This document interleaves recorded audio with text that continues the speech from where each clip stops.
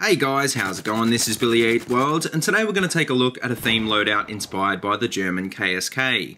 The KSK are the elite special forces unit of the German army, specialising in covert ops, hostage rescue, intelligence gathering and counter-terrorism. The KSK was created in 1996, activated in 1997, and currently numbers around 1,100 members. This makes the KSK one of the newest elite special forces groups in the Western world, although in its short existence they have already carved out a reputation comparable to many of their counterparts. In 1972, the tragic terrorist attack on the Munich Olympic Games prompted the creation of the first German police counter-terrorism unit known as the GSG-9.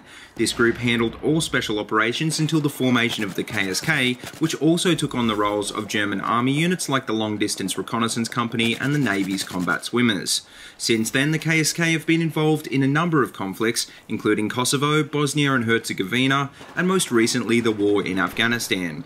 When it was first formed, only officers and NCOs in the German army could apply to become part of the KSK, but since 2005, enlisted men and even civilians have been given the opportunity to apply.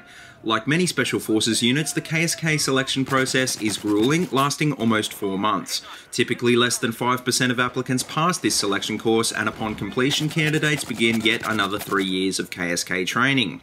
As a result of this selection process and training, KSK operators are some of the best trained special forces in the world, and despite their relatively new formation, they're in the league of other famous spec ops groups like the US Navy SEALs and British SAS.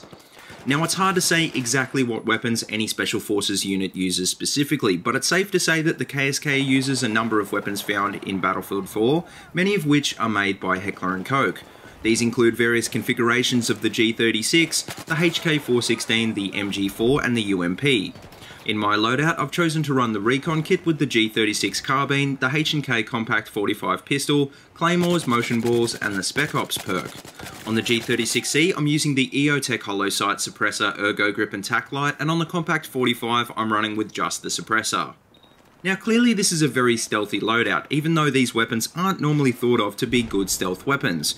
Both the G36C and Compact 45 are longer range weapons, and generally speaking, the last thing that you want to do with a long range weapon is add on a suppressor.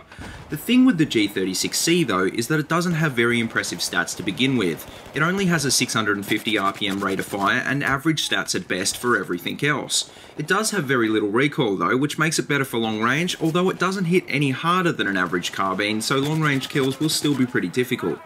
Now, bearing all of this in mind, adding a suppressor to the G36 will probably end up being more of a help than hindrance, because the last thing you want to do with a slow firing carbine is attract attention to yourself. You'll find that nearly all of the kills you get with this setup will be from unsuspecting players, and the times that you do go head to head with guys, you'll probably get killed. You could probably say the same thing about the Compact 45, so all in all, I guess it's not such a bad thing to run these guns suppressed, although they're not going to be quite as good for stealth as say the Ace 21 or the 93R.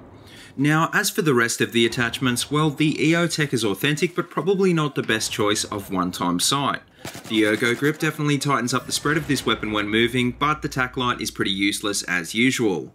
In general, the attachments won't matter so much on the G36 anyway, because it's not a great gun to begin with, and honestly being effective with this gun is going to be more down to your skill as a player.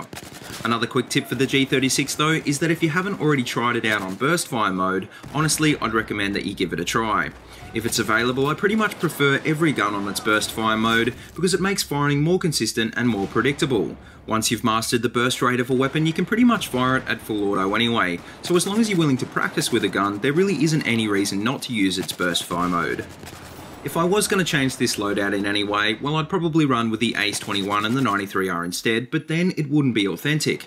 Pretty much any of the Recon gadgets fit with the Special Forces theme though, so feel free to change these around if you'd like to use something that better suits your playstyle.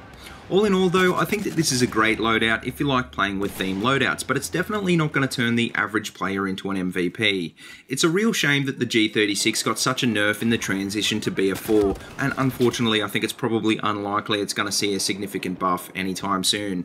But anyway, let me know what you guys think about this loadout and the G36C in the comment section below, and if you'd like to suggest a loadout for the next episode in this series, then feel free and I'll see what I can do. But anyway, as always, if you like what you see, please remember to like, comment, and subscribe. And if you haven't already, please check out all my other Battlefield 4 videos. I've got them all linked in a playlist in the description below. But until next time, see you later, and have a good one.